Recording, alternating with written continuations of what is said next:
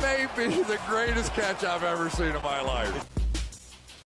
Okay, so y'all know I always say, if you think I'm wrong, let me know. If you think I do something stupid, let me know down in the comment section. Let me know in a live premiere. Let me know in a live stream. Just reach out because your opinion is valuable. And oh my God, we have gotten so many people reaching out and telling us how stupid we are for drafting Travis Etienne over Antonio Gibson in our most recent Flock Patreon Dynasty startup. And this is me coming out here explaining myself. This is me defending myself. And first thing I want to get out of the way is I have been on the Antonio Gibson train. I started the Antonio Gibson hype train. I mean, this is a player that I own in so many leagues. I mean, if you play in a decent amount of Flock Patreon leagues, there's a damn good chance I have Antonio Gibson in that league because that's a guy that was my #1 target in the 3rd round last year, followed by Jalen Hurts, followed by A.J. Dillon. But Antonio Gibson was someone that we were soaking up every single draft because of his talent profile. So, of course, we are going to get into that. Of course, we are going to be talking about why I love Travis Etienne so much and why I think he is the correct decision over Antonio Gibson. But before we do that, I have to give a massive thank you. We passed 300 members of the flock over there on Patreon. Now, also, because of this, I've decided to, instead of nonstop spending 2 to 3 hours every day writing up teams for everybody over there on Patreon, breaking down Dynasty teams, and sending a little, just say, journal or a little pamphlet, I don't know, of your Dynasty team directly to you, I've been actually recording them as podcasts and uploading them for everybody to listen to over on Patreon. So for that Patreon community, we do have daily uploads with extra podcasts every single day now. We've uploaded like 10 over the past 3 days, and I'd imagine we'd kind of keep up with that rate. So of course, if you want your own team broken down, if you want to just listen to extra content as if we don't pump out enough, that can all be found over there on Patreon. But let's dive into it. Let's talk Travis Etienne, and then we'll get into Antonio Gibson. And here with Travis Etienne, I mean, I don't even know what to say at this point. We've discussed him so much as a running back that checks every single box. I will briefly go over it one more time. I'm going to be very brief with this. Please don't think that I am sitting here wasting anybody's time. Okay, but if you read our recent rookie draft guide, you know that based on historical research, there are 4 things you look for in a running back. There are 4 things you look for in a running back prospect, and you need to see the speed. You need to see the size to know that he can handle all 3 down usage. You need to see the college target share to understand what kind of a receiver he is. You need to see the team investment, which should indicate the kind of opportunity that he should have his rookie season. And Travis Etienne checks every single one of those boxes. Now with the speed, we already know Travis Etienne, he's been a track star since I don't know how old, so that was never a concern. He comes in, he posts a decent BMI, reaches our BMI threshold where he can be a 3-down running back at the NFL level based on historical research, and he crushes the mark in receiving. I mean, this is someone that had 48 receptions his final year at Clemson, and he gets drafted in the 1st round. So Travis Etienne, there's literally nothing that you would want to see from a rookie running back prospect coming in that he does not provide for you. And I understand, guys, trust me, I am listening to fantasy football podcasts. I am reading articles. I'm doing research literally every single second of the day. So I understand Urban Meyer coming out here. I understand saying that he is running wide receiver routes, that they're going to try to get some unique packages in there so Travis Etienne and James Robinson can be on the field at the same time. And I don't know how many times we have to say this, but coach speak like that does not matter. What matters is seeing the team investment, seeing the team actions of these players, and what we are going to be expecting from it. So based on James Robinson being an undrafted free agent, balling out his rookie season, James Robinson looking like one of the better running backs in the NFL based off of just the raw volume he got. It wasn't very efficient with that volume, but he got the volume. He was able to handle it on all 3 downs. Bravo. Impressive from James Robinson. I was a little worried for Robinson, thinking that they were going to bring in a Kenneth Gainwell in the 3rd round to take away receiving down usage from him. But instead, they do not decide to do that. They do not decide to wait until the 3rd round, take a Trey Sermon, take a Kenneth Gainwell. That way they can bolster the depth for that running back room, which was obvious they were going to do. Instead, they went out there with all their draft picks, and they decided to draft Travis Etienne in the 1st round. Now, that kind of team investment simply shows us that they believe Travis Etienne is the starting running back in Jacksonville. There are no other explanations behind this. I don't care what Urban Meyer says. Of course, Urban Meyer is going to be paying the respect to the veteran in James Robinson. James Robinson was in Jacksonville before Urban Meyer. I mean, talk about the quickest way to lose a locker room by coming in and saying, hey, I'm the new guy in town. All you veterans, it doesn't matter how impressive you were last year. If you don't necessarily fit my team build, if you don't necessarily fit what I have in mind, you're out of here. I have no interest in you. I mean, talk about the easiest way to lose a locker room. What you want to do if you're that new head coach is you want to go out and you went, hey, James Robinson, man, I know what you did for Jacksonville. I know I wasn't here. I paid attention. What we're going to do is we're going to try to do everything we can to make sure that you still have a role on this offense, despite us disrespecting you and drafting Travis Etienne in the first round. That sends a message to the locker room. That kind of says, hey, I am with y'all. I am not going to be just coming in here doing my own thing. And it is simply that. It's simply just coaching politics. We see this all the time. I mean, this is why Wayne Gallman is currently the second running back on the 49ers depth chart ahead of Trey Sermon. It doesn't mean anything. It's just paying respect to these veterans. You need to understand that with these rookies, it's so easy to predict what's going to happen, predict the usage based on the team investment. Now, Travis Etienne right now is going around the early fourth round in redraft leagues, which you don't necessarily love to see. And I mean, current projection systems for Travis Etienne, in my opinion, are honestly disrespectful. I mean, you pull up the ESPN projections for Travis Etienne in a 17-game season, and they have him for 137 carries on the year, 616 yards. Now, 59 receptions and 463 yards. So we understand how valuable that is for fantasy. We understand that those receptions directly translate to fantasy points at a much higher clip than raw carries do. But nonetheless, I mean, I think way too many people are paying into this coaching politics game of propping up the veterans that we see all the time. I mean, guys, you see this across sports. You see this with LaMelo Ball not even starting for the Hornets until they get halfway through the season. Please don't buy into this. Don't buy into the fact that they're going to be, quote unquote, using James Robinson as the main running back and having Travis Etienne in gimmicky packages and mainly only the receiving back. That's not the case. Travis Etienne is the workhorse in Jacksonville. You go through what has happened with all of these running backs that check the same boxes that Travis Etienne does. And we already did this, so I'm going to keep it very brief. But there are 9 guys over the past 10 years or so that have checked every single box like Travis Etienne does and were drafted in the first round. Now, out of those 9 guys, how many of them were top 24 running backs their rookie season? And if you're a top 24 running back in Dynasty, 99% of the time, you are increasing your value after your rookie season. Here, 8 out of 9 of those players were top 24 running backs. Out of the 9 guys, 7 of them were in the top 15 their rookie seasons.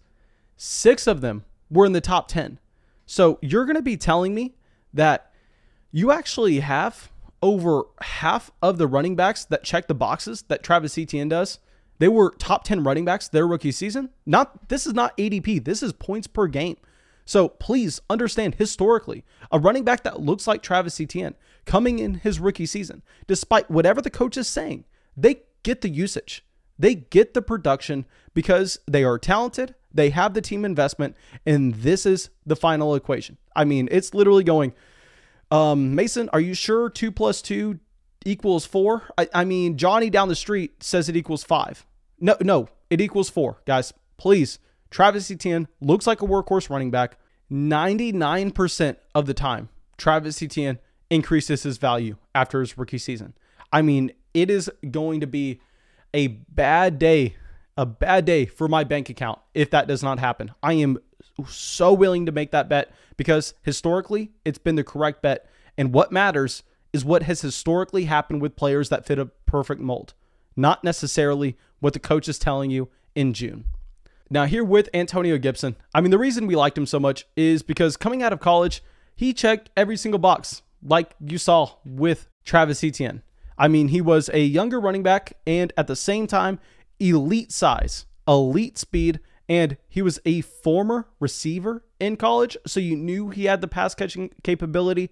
So he checked every single box, just like Travis Etienne. The one thing he didn't have was the team investment. Now, it was still perfectly fine team investment, which is why it was ludicrous that he was falling so far in Dynasty rookie drafts, but he was a very early third-round pick back in 2020.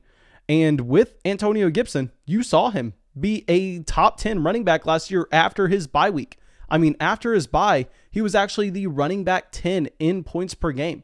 So that is absolutely massive. And what was weird with Antonio Gibson is the lack of usage in the receiving game. So in 2020, he averaged 12 carries a game, 2.5 receptions, 74 total yards, but he had 11 total touchdowns. And here with Antonio Gibson, his rookie season, he proved that he can run between the tackles, and that was never really thought of with Antonio Gibson. I mean, people were questioning if he was going to be able to do that or not. Everybody knew that he was going to be a fine pass catching running back because he was a former wide receiver in college. But really, I think what kind of got to Antonio Gibson is the fact that he really never had to learn pass protection in Memphis. So I think now, based on what you're having with Antonio Gibson already being a great player in running routes and actually catching the ball, it's most likely just going to take him a year so he can get comfortable in pass protection and he can be a running back that's playing on all three downs. And I mean, it's not necessarily like you have this backfield just completely void of running back targets, because last year, J.D. McKissic averaged only 5 carries a game, but 5 receptions a game. I mean, J.D. McKissic averaging 5 receptions a game was absolutely massive. This allowed him to have 59 total yards a game and 3 total touchdowns. So if Antonio Gibson, a much better running back, I mean, a bigger running back, a faster running back, someone who was presumably a better receiving running back if he was a wide receiver in college, there's no reason Antonio Gibson can't come out and steal a little bit of that pass catching role going into his sophomore year. So I'm very excited about Antonio Gibson. I don't want this video to be kind of sold off as me being an Antonio Gibson hater. I love Gibson. There's a reason I have him on these teams, but I think that you can't be looking at this profile and you can't be looking at the team he is on and comparing it to what you have with Travis Etienne. Not to mention the toe injury that you have with Antonio Gibson. So Antonio Gibson had that turf toe back in December, and we just got reports that it is still a problem. So pretty much Antonio Gibson is either going to be faced with 2 options. A, he has surgery, and if he has surgery, then at that point, maybe it puts his just timetable of getting back to the preseason, getting back to week 1. Maybe that's a little bit at risk, but during the season, you're really not going to have the concern for re-aggravation. Or he just rehabs it, or he goes through it, doesn't have surgery, and then you have to kind of be worried about a higher injury risk with Antonio Gibson throughout the course of the year. So coming from a dynasty owner of Antonio Gibson, I'm kind of hoping that he just elects to have the surgery. I'm kind of hoping that maybe we get him back in week 2, week 3, and we really don't have to worry about it from here on out, because the last thing we need is Antonio Gibson to break out and then be out for the fantasy playoffs like we had last year. But what I really want to focus in on, and this is the really number one reason why I decided to take Travis Etienne over Antonio Gibson, both running backs that I love the profile, is what we are looking at with their team situations. Okay, with Travis Etienne, obviously going to the worst team in 2020, the team that had the first overall selection, but the team that gets a generational prospect in Trevor Lawrence. I think that everybody and their mom is expecting Trevor Lawrence to come in and significantly improve upon what you had with the Jacksonville Jaguars over the past decade. I don't want to call Trevor Lawrence a bust-proof player because I simply don't believe that actually exists at the quarterback position. But this is someone that we've been talking about as the best quarterback prospect in the entire NFL over the past 3 years now. So if Trevor Lawrence is coming in, he's going to be a franchise guy that Travis Etienne is attached to. He should prop up the Jacksonville Jaguars offense where you really don't have to be worried about it. And he does have that elite upside to turn into a Russell Wilson, to turn into a Patrick Mahomes. I mean, nobody's going to be surprised if that happens, where the Jacksonville Jaguars actually have the potential to be a top 10 offense for years to come.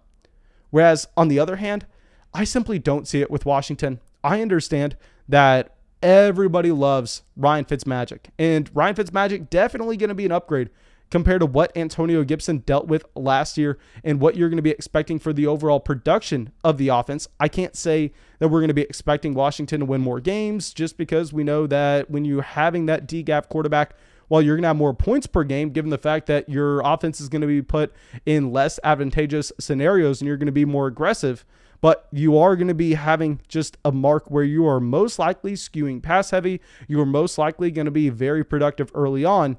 But the problem is long-term in Washington.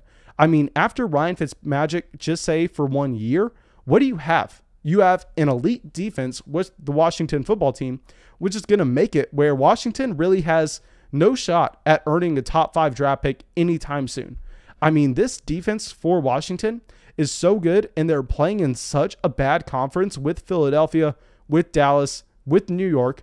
I mean, what is the path for this team to bring in a generational type quarterback prospect? It simply doesn't exist. This team has no potential answer at QB unless they possibly go, and I wanted to say get a Kirk Cousins if they decide to move on from him in Minnesota, but obviously that's not happening with his history with Washington. So I don't see the path for this team to ever really bring in an above average quarterback. And if you look through what actually makes a top 10 running back, I mean, you have to have that player. You don't have to, but most of the time they're coming from a great NFL offense. So if you go through and you look at the top 10 running backs from last year of guys that didn't miss a significant amount of time, I mean, here you have a list that's very compelling and why you should be targeting running backs that are playing on highly productive offenses. So by going through and looking at these top 10 guys and mapping out where their offense finished in overall points scored, on average, you have these guys finishing as the 11th best offense in the NFL. So obviously, it doesn't have to be elite. You are going to have some random players in there like a James Robinson from last year because James Robinson saw every single touch in his backfield. But the majority of the time, they're coming from great offenses. I mean, half the running backs on this list came from offenses that were in the top 10 of the NFL. And also, 7 out of 10 of them came from offenses that were in the top 14 of the NFL. So here, what I want to be doing is I want to be looking at prospects. I want to be trying to put them into buckets. And I think you can safely say, based on what you have with the Travis Etienne prospect profile, what you also have with the Antonio Gibson profile combined with his rookie season production, both of these players are locked and loaded starting running backs for their NFL teams years to come. Now, once we get past that, I want to kind of dive into the situations and I want to look at who has the higher upside with their team situation over the next 3 to 4 years. Now, I simply don't see it with Washington for this team to get a quarterback. So because of that, I'm going to be going with the running back attached to Trevor Lawrence. And I think that's not a crazy decision to be made. It would be different if Washington had some elite level offensive line, but they don't. So yeah, I hope I was able to come through and just ramble on about one of my favorite players in rookie drafts this year in Travis Etienne, why I'm valuing him over Antonio Gibson. But yeah, I hope that helped. If it did, go down there, drop a like, leave a comment, subscribe to the channel. And if you still don't agree with me, give me your case on why Antonio Gibson is the better player down in the comment section below. But that should be it, and I'll see y'all with the video tomorrow. Thank you so much for everybody supporting the show. In John, Raymond, Jordan, Andrew, Walter, Dwayne, Evan, Eamon, Q, and Use the Nerd. Thank you guys.